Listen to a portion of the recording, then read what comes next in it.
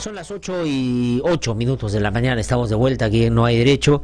Lo anuncié antes de irme a la pausa, está ya conmigo aquí en nuestros estudios. Juan Pari, como ustedes saben, él ha sido congresista de la República, ha presidido una comisión que llevó su nombre, era la Comisión Pari, y que estaba encargado o encargada de esta comisión de investigar todos los actos de corrupción que se dieron alrededor de esta relación perversa entre funcionarios, entre políticos, entre autoridades y empresas brasileñas que, como él bien ha dicho, participaban de un cártel y que la pasaron bastante bien, llevándose al bolsillo muchísima plata, claro, dejando en el camino muchos actos de corrupción, por cierto, que hoy están siendo investigados. Hay algunas novedades en relación a este tema, no solo que vienen desde el ámbito periodístico, sino ha habido cambios en el Ministerio Público también que dan cuenta para algunos de que se está avanzando de manera significativa. Ha cambiado, por ejemplo, la dinámica del grupo especial, o hay un solo grupo coordinado por Rafael Vela. Hay algunos que más bien defienden lo anterior y dicen que aquí lo que se está haciendo es generando un ambiente para tratar de simular o dar cuenta de cambios, pero que en el fondo lo único que buscan es favorecer al señor Chávarri, que quiere quedarse de todas maneras como fiscal de la nación, pese a que el peso de la evidencia cada vez muestra sus vínculos con quienes aparecen en estos audios de la vergüenza. Señor Juan Pari, qué gusto saludarlo, muy buenos días. Muy buenos días. Gracias por venir a conversar con nosotros esta mañana. Bueno, yo quisiera comenzar hablando sobre los cambios que hay en el Ministerio Público, ¿no?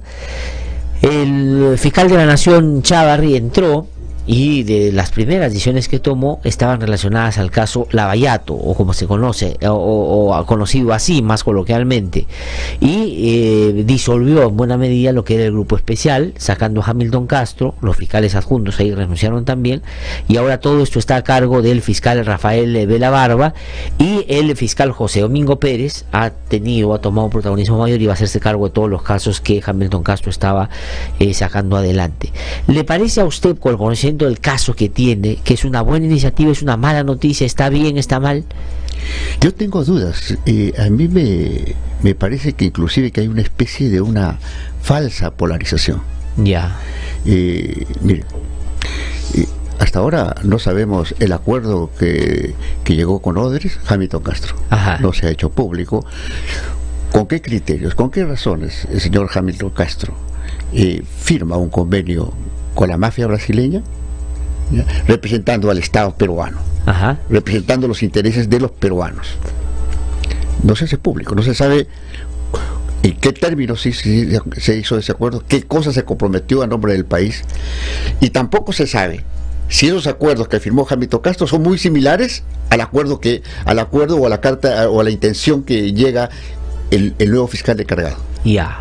Entonces, ese es un tema que yo creo que tiene que quedar totalmente claro. O sea, usted dice que si no se conoce ese nuevo acuerdo, para compararlo con el anterior, es decir, conocer los dos acuerdos y de ahí extraer si es que es beneficioso o no, cualquier cambio es cosmético, no tiene ninguna significancia real. Ahí veremos la esencia del cambio. Uno. Ajá.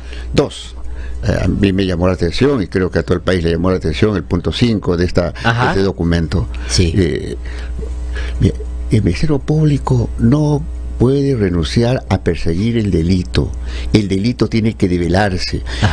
Pueden cambiar N personas, N gobernantes, N parlamentarios, pero si el sistema persiste, si la forma de entender cómo es que se captura los recursos del Estado para beneficiar a los corruptos persiste, entonces no estamos haciendo absolutamente nada. Si no decimos, este fue el modus operandi, así se violó la ley, así se violó la propia Constitución actual. Ajá. Porque aquí ni siquiera el Tribunal Constitucional, ni siquiera el Congreso ha reaccionado. O sea, ahí claramente indica de que si bien es cierto que la inversión privada es libre, habla de una economía de mercado y habla de que el Estado tiene que plantear los lineamientos de política económica, y se cumplió una economía de mercado. En absoluto no. Ajá. Fue el cártel quien imponió las reglas. Claro. El Estado se fue obligado a reemplazar al mercado porque le garantizaba ingresos a la corrupción. De acuerdo, es decir, los principales basamentos del mercado o el libre mercado, que son pues no solo la libre contratación, sino la pluralidad de los actores, de los postores, que se haga con transparencia, eso estaba totalmente ajustado al interés de las autoridades para que más bien no fuera así. Es decir, fue armado todo para que no se respetara ese punto. Claro, fue armado todo. Y muchas veces he dicho que la corrupción ha sido el mayor antisistémico. Ajá. El mayor antisistémico, ¿no? Contra el mercado. Contra el libre mercado. Así es. Apretó al mercado, ajustó al mercado de acuerdo a su interés. Y peor aún, y eso es terrible, de que el Estado empieza a garantizarle sus ingresos a la corrupción, por intermedio de los famosos ingresos garantizados. Ajá. Entonces, ahí hay temas sumamente graves. Es decir, empresas que previamente habían convenido con malas autoridades o funcionarios corruptos de que iban a hacer las obras, encima no solo eran beneficiados con las obras, sino se le daba el respaldo financiero para que pudieran actuar pese a que ellos no tenían las condiciones a veces. A ver, hablemos de la interoceánica.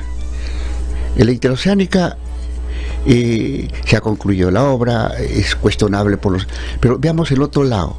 Cuando se dio el enfoque, se dio el sustento para la interoceánica, la mirada que le dieron desde el Brasil para sustentar este tema, que va a ser la salida del Atlántico para el Pacífico, que los brasileños iban a sacar sus productos hacia el Pacífico y por el Perú, por la interoceánica. Está culminado hace años esa carretera. Y no pasa eso. Y no pasa en absoluto eso. ¿Qué intereses han ocurrido eso? ¿Ha sido la dinámica de la economía o ha sido la dinámica de la corrupción para capturar un ingreso garantizado? Pase o no pase ni un carro, el Estado está pagando. De acuerdo, entonces ahí había dos cosas que se juntaban, ¿no? Una, la buena reputación en materia de construcción que tenía Odebrecht, de construir grandes obras, y la segunda, esta voluntad de los políticos corruptos de la época, funcionarios, que hacían de interés nacional aquello que les diera a ellos la coartada perfecta para hacer todas las fechorías que hicieron, porque bajo el sustento de la prioridad nacional es que pudieron hacer eso sin controles. Por eso no se puede esconder el delito, por eso el Ministerio Público no puede renunciar a perseguir el delito tiene que ser develado. Cuando se habla de colaboración eficaz es en relación a la pena, es en relación a que si puedan ser apresados, no pueden ser apresados, si puedan ser condenados de X, Y, Z, eso es otra cosa. Ajá. Pero el delito y el modus operandi no lo podemos esconder, no podemos agarrar toda esa basura y meterlo bajo la alfombra. Ahora, pero ¿qué le parece ahí, señor Juan Pari, lo grave? El hecho de que se les dé un trato privilegiado, que algunos dicen puede lindar con la impunidad, en los casos en los que ellos ya han reconocido culpa, o también en aquellos otros que todavía ni siquiera se inician a investigar y que también el acuerdo diría que ahí no los pueden tocar. Aquí hay una cosa que creo que es de orden conceptual y que es importante y que no podemos hacer abstracción. Todos hablan de que está colaborando porque dice a quien dio la coima, y como si la coima fuera el objetivo fundamental de toda esta monstruosidad asquerosa. El objetivo fundamental no es la coima. ¿Qué era el objetivo fundamental? Es el medio. La coima es el medio, es el soborno para que el funcionario corrupto haya recibido un dinero. Pero el objetivo fundamental es lo que le he dicho hace un momento.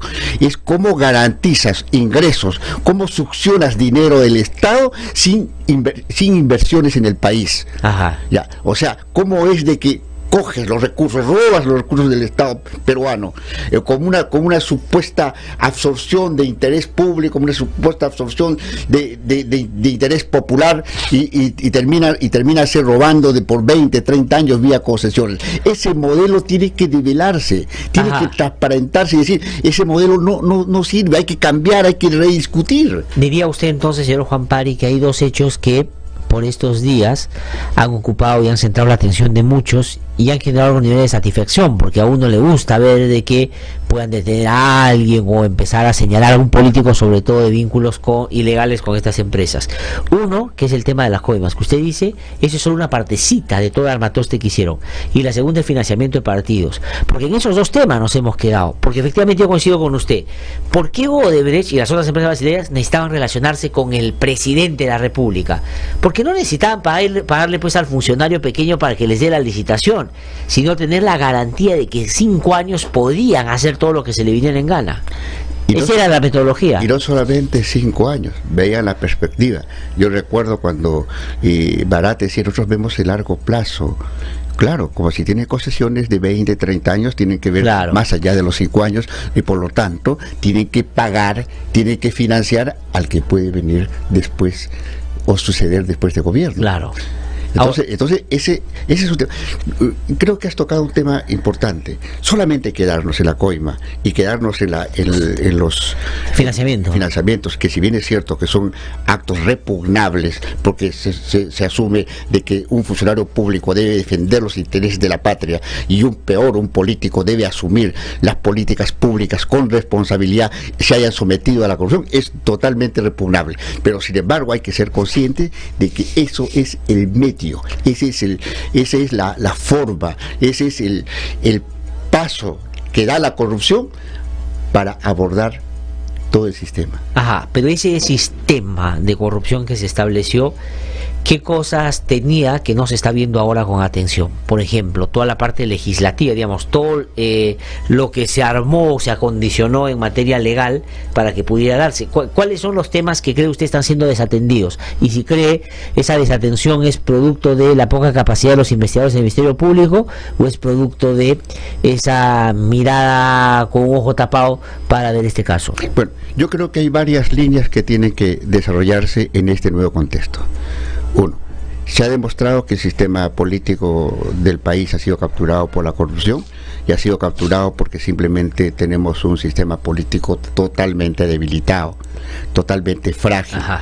Un sistema político construido para destruir la política en el país.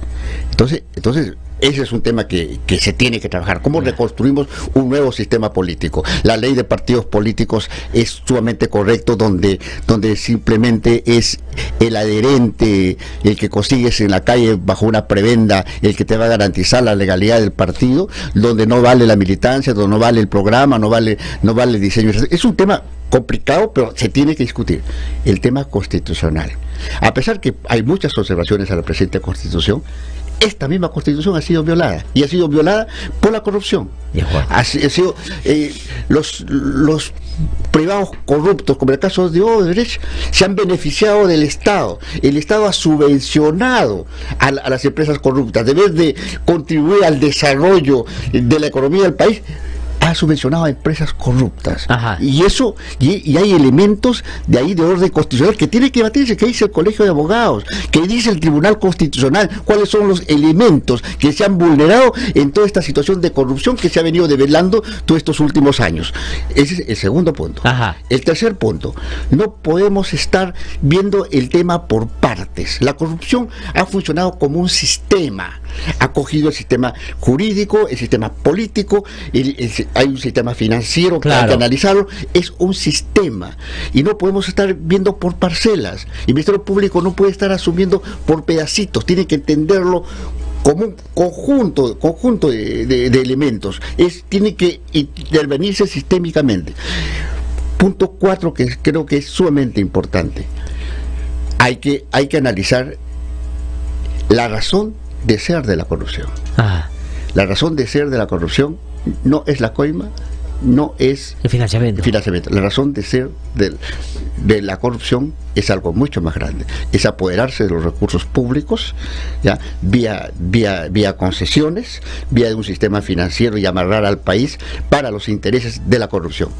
Y el otro punto que creo que es importante, y que la clase política, que todavía puede ser rescatable en algunos casos y otros casos ya irrecuperable, es el tema: ¿quiénes han construido la inversión en el país? ¿La corrupción o los intereses del Estado? ¿El Estado ha delineado sus puertos de llegada, ha delineado hacia dónde va el país, o es la corrupción que te ha empezado vía, entre comillas, iniciativa privada, los pasos que debe seguir el Estado? O sea, usted dice que está tan capturado el Estado que el propio Estado ya no hace los lineamientos de la inversión, sino es el propio privado el que, digamos, hace sus propios términos de referencia, por decirlo de alguna manera. Así es. Entonces el tema es sumamente complejo, y yo creo que hay que abordarlo con suma responsabilidad, porque si no estamos tocando partecitas, pedacitos. Ahora, pero eso que hemos tocado las partecitas, pedacitos y no lo central que usted ha bien descrito en 4 puntos, señor Juan Pari, es porque Odebrecht ha ideado en su forma o en su mecanismo de defensa, dar a cuentagotas solo en esos 2 temas y no meterse con esta estructura, porque quien está administrando información para que se avance en las elecciones es Odebrecht. Y por eso le pregunto, ¿es por eso que no se ha avanzado en lo otro? Es decir, Odebrecht nos ha dicho, miren acá, y hemos volteado todos a mirar por acá y hemos dejado lo que no le conviene a ellos. ¿Y qué va a pasar ahora que se dice que estamos en un nuevo momento en relación con Odebrecht? ¿Cree que Odebrecht va a llevar toda la información que conoce y sabe y que tiene de cómo se armó esa estructura? Odebrecht ha venido administrando la información en razón de sus propias coartadas. Ajá. Ya, eso es diseño de Odebrecht. Ajá. Pero ¿qué hemos hecho nosotros? ¿Qué ha hecho nuestra justicia? ¿Qué ha hecho el Ministerio Público? Se ha dejado arrastrar por las coartadas diseñadas por el propio Odebrecht. O sea, no ha tenido lineamiento y autonomía de investigación. No ha, porque renunciar a coger el delito en sí, eso es gravísimo. Estás funcionando de acuerdo a lo que te va soltando. Odebrecht ha venido mintiendo permanentemente. Ajá. Recordemos, primero a la comisión dijo, no, Odebrecht Perú. A la comisión que usted presidió. Claro, Odebrecht Perú es inmaculado, esos problemas ocurren en Brasil, no aquí. Eso claro. dijo Barata en la comisión. A la justicia norteamericana son 29 millones de coima que corresponden. Se han superado largamente. Ya. Y que son, ¿cómo se llama? 2, 3 proyectos, no es más. Ya sucedió lo del tren y sucedió lo de Interoceánica. Y los otros proyectos, después hay ya reconocimiento de otros proyectos adicionales, ya se ha filtrado algún tipo de información que los MyWebDAI, que es el encriptado que todavía curiosamente no llega, y curiosamente el nuevo fiscal ha dicho que bueno, esperemos que nos colabore y que nos traduzca o nos diga, porque si no nos vamos a meter a buscar en una aguja. O sea, van a bucear, ha dicho, en un océano donde es bien difícil encontrar. Es decir, seguimos sometidos a la discrecionalidad de Odebrecht. La Policía Federal brasileña ha encontrado el manual. Hay el manual y está publicado. El uso del programa encriptado. Claro, ya. Y que no se puede acceder a la clave. Ahora, digamos, al mundo no han decodificado cosas mucho más complicadas sobre temas manejados desde este ángulo. O sea, entonces su preocupación es que al no conocerse el acuerdo con Odebrecht, puede que estemos sometidos una vez más a la discrecionalidad de ellos, sabiendo que ellos quieren cuidar sus intereses. Pero el fiscal Rafael Vera lo que ha dicho es al contrario, porque ahora, como estamos todos llevándolo a que se haga bajo el amparo de la ley brasileña, si ellos mienten, van a perder sus condiciones y sus beneficios en Brasil. ¿Eso no hace diferente el momento? Yo quisiera escuchar el gesto. Señores de Odebrecht, ustedes han mentido. Ajá. Y por lo tanto ya está en cuestionamiento su delación premiada. Ajá.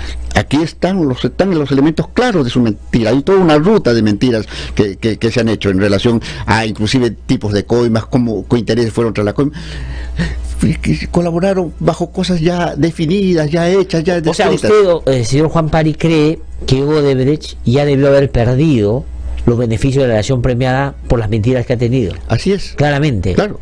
No debería mentir. Mintió a la justicia norteamericana, mintió a la justicia brasileña, nos mintió olímpicamente a nosotros. Y entonces, ¿por qué se sigue afirmando de que, comillas, si miente va a perder todo, si ya mintió y no ha perdido nada? Es que hay que ponerse firme frente a ese elemento. Ajá. ¿Ya? Si nadie reclama, y si la justicia peruana no reclama, señores de Odebrecht, ustedes han estado mintiendo, y por lo tanto, o sea, hay que agarrarles del cuello. Ajá. No hay que pedirle, por favor, firmen acá, por favor, denme el dato. ¿Ya? Ahí hay un elemento que ellos están poniendo en riesgo su propia libertad, pero no se toma esa oportunidad. Ajá. Los de Odebrecht plantearon ya la oportunidad, nos dieron la pelota ahí para agarrarlos del cuello y no se hace. Y no se hizo. Y ahora, al margen de que usted dice que hay que descifrar el documento para poder saber si los cambios que se han hecho en el Ministerio Público son o no razonables, pero lo que está claro es que Hamilton Castro ya no va a seguir, ha salido. ¿Le parece esa una buena decisión? ¿O le parece que estaba haciendo un buen trabajo? No, a mí me parece una buena decisión con Javito Castro. El hecho de que haya un acuerdo secreto con la corrupción, ya para mí eso era suficiente para sacarlo. Para mí es sumamente grave. Era, por ejemplo, renunciar a una herramienta que es importante, que era el allanamiento de sus locales en el momento oportuno, y decir que aquí en el Perú no hay nada, todo lo tienen en Brasil o lo tienen en Suiza, aquí no lo podemos, no podemos encontrar nada, por lo tanto renunciamos a allanar. Renunciaron a perseguir el delito, y un fiscal que renuncia a perseguir el delito deja de ser fiscal. Ajá. Señor Juan Pari, quería preguntarle específicamente por otro caso, y tiene que ver con la línea de metro. Miguel Ángel Navarro es un ex asesor que estuvo vinculado al gobierno del APRA, que está hoy día en Piedras Gordas detenido, y está interesado en colaborar con la justicia, y se ha acogido no a la colaboración eficaz, sino a lo que se llama la confesión sincera. Y el antifiscal anticorrupción, ante una fiscal anticorrupción, que es la fiscal Gladys Rojas, ha dicho varias cosas. Primero, el interés de García de sacar a como dé lugar el metro dentro de su gestión. Y dice que él mismo busca que se reúnan todos los postores, y que pregunta si le garantizan que dentro de su periodo se arme lo que él quería, ¿no? Y Odebrecht levanta la mano y dice: nosotros sí podemos. Entonces dice que todas las facilidades se le dan a Odebrecht para que cumpla, y que él es el que lleva a este señor Jorge Cuba, viceministro de Comunicaciones y no de Transporte, pero que hace todas las cosas de transporte en el Metro de Lima, para que se encargue todo este asunto. Ya sabemos que a Cuba se le han encontrado millones de dólares en Andorra. Entonces lo que dice Navarro es que el vínculo directo de García no era con Cornejo, sino era con Cuba. Cuba era el hombre del presidente, y esto hace sentido según las declaraciones de Navarro, porque Cuba y la pareja del señor Alan García, que es la señora Rosana Chessman, se conocen desde el primer gobierno de Alan García. Inclusive hay una escena increíble que cuenta Navarro, dice: la escena que a continuación narra el testigo parece extraída de un libro, dice: el padrino de Mario Puzo. Dice: Alan García cogió una bandeja y la puso delante de los dos, Enrique Cornejo y Jorge Cuba, y les pidió que pongan su cabeza en ella. Les preguntó si los dos le daban su cabeza para que confíe que podrían hacer la obra en el tiempo ofrecido, y dice que los dos dijeron que sí, que necesitarían el empoderamiento y un tiempo para plantearle la mejor manera de realizar ese proceso. Es decir, el propio García estaba interesado, y esa imagen es muy explicativa, ¿no? Le dice: pongan su cabeza acá y díganme que lo van a cumplir. Entonces ellos la ponen, y sí. Entonces Cuba era el operador de todo eso. ¿Eso no da una pista para llegar a ver si Alan García estuvo o no vinculado en este caso directamente? Y las pistas están ya planteadas hace mucho tiempo, y lo que dice el señor Navarro con relación a lo que no se quiere leer y no se quiere ver. Por ejemplo, Barata, cuando declaró en Curitiba sobre el tema del tren, dice, dice: hay dos cosas que a García le preocupaba. Uno, que era un monumento a la ineficiencia, y políticamente todo el mundo lo iba a atacar por ineficiente y tener una estructura ahí abandonada, claro, y de años, y eso simbolizaba la ineficiencia de su primer gobierno. Ajá. Y por lo tanto había que superar esa ineficiencia, ¿ya? Y segundo, que solamente tenía 18 meses para acabar su gobierno, ¿ya? Y necesitaba que en esos 18 meses se resuelva ahora. Entonces eso lo dijo Barata ya hace años. Ya. O sea, Navarro confirma lo que dijo Barata. Claro. Segundo, y muchos comentaron, dijeron: no, se equivocó de fecha en la declaración Barata de hablar del 2008, y está hablando del 2009, donde recién fue el viceministro. Un ratito. 2008, claro, el 2008 no era funcionario público, el señor Cuba. Pero sin embargo, ¿quién dice que necesitaba ser funcionario público y estar en el mando de decisiones para que esta cosa operativa se haga? Y tampoco, siendo viceministro, estaba en la línea de mando, era viceministro de Comunicaciones. Entonces, y se relaciona con las fechas. 2008, claro, 2008 se empiezan estas conversaciones, y parece ser que ahí es que se encarga Cuba, porque ahí es donde entra Cuba a tratar con Odebrecht en estos negocios turbios, que también fue confesado. O sea, entonces Cuba era el hombre de García. Evidentemente. O sea, Y si estaba fuera de la línea de mando, era viceministro de Comunicaciones, no decidía sobre tema de transportes. Ajá. Entonces, ¿quién decidía por él? No, además a eso hay que sumarle que ya se sabe que el presidente García estaba obsesionado con el tema. Así es. Entonces, él obviamente rendía cuentas a alguien que estaba mucho más arriba. Y que estaba obsesionado con sacarlo. Claro. Y lo curioso es que en el caso del tren se quiere quedar ahí en los funcionarios intermedios o en los que ya están develados, como en el caso de Cuba, porque hay una coima concreta en lo que se descubrió en Andorra. Sí. Y no se quiere subir más arriba. Y lo de arriba tiene que ver con la toma de decisiones. Claro. Y Cuba no estaba en la capacidad de tomar la decisión. O sea, a ver, vamos a ver si reconstruimos la ecuación. Es decir, un presidente obsesionado con la obra, ¿ya? ¿No? Un presidente que habla con los o hace que Odebrecht se encargue porque es el único que le garantiza los tiempos. Tercero, pone a Cuba, que no era ministro de Transporte sino de Comunicaciones, para que viabilice eso que él quiere. Y cuatro... En el 2008 Cuba no era nada, o sea, era un hombre ya de estricta confianza, ni siquiera estaba de viceministro. Ni siquiera, o sea, lo pone ad hoc para eso. Y cuarto, se encuentran coimas pagadas en las cuentas de Cuba. ¿No es cierto? O sea, ¿qué le da ese rompecabezas? ¿Qué figura sale cuando usted pone esas piezas en el rompecabezas? Que el señor Alan García no está exento de todo este tema. De responsabilidad. Así es. Esta es una pista que tiene que seguir, ya lo dijo ante el fiscal este testigo Miguel Ángel Navarro. Una última pregunta, señor Pari, aprovechando y agradeciendo por supuesto su visita esta mañana. Siempre es interesante conversar con usted.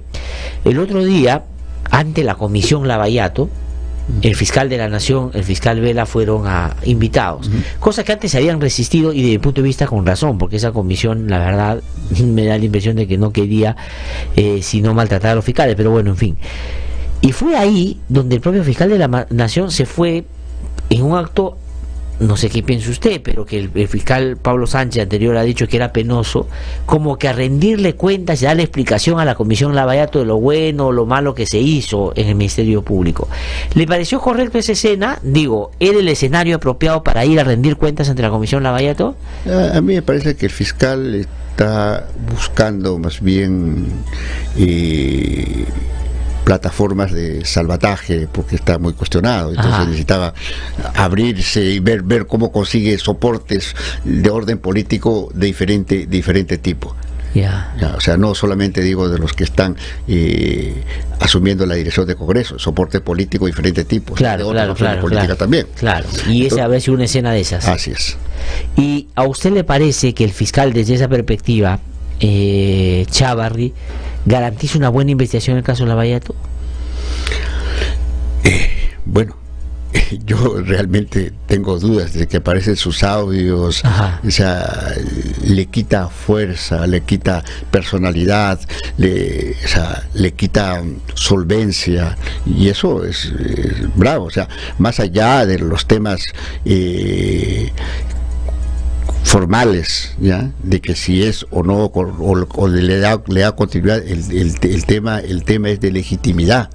Cuando ya no hay piso, ya no hay credibilidad, ya la gente empieza a cuestionar por X y Z razón, por X y Z situación, por mentiras, entonces eso es peligroso, y perder legitimidad, que es lo sustancial, lo que te da fuerza, lo que te da energía a cualquier persona que asume una función pública, ya es un tema. Diría usted entonces que Pedro Chávarri o Gonzalo Chávarri no tiene legitimidad, digamos, para afrontar un encargo de esa naturaleza. Y no es un tema que yo afirmo, creo que la gente... No, sin duda, yo por ejemplo creo que no la tiene, claramente, yo creo que no la tiene.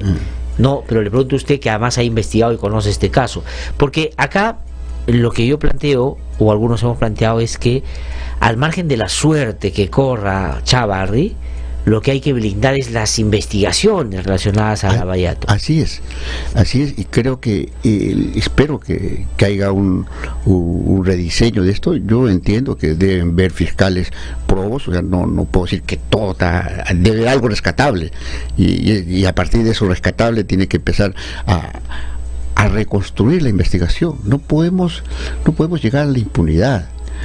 Ayer República Dominicana nos da un ejemplo de una marcha verde de millones de personas rechazando la impunidad, rechazando la barbarie que ha planteado Odres en todo el proceso. Sí, aquí en el país tenemos que reaccionar, y creo que es ya tiempo que tengamos que entender el tema como sistema, el tema mucho más global, no por partecitas, ¿no? Sí, pues vamos a ver hasta dónde avanza en este tema. Señor Juan Pari, muchísimas gracias por siempre por haber venido a conversar con nosotros esta mañana.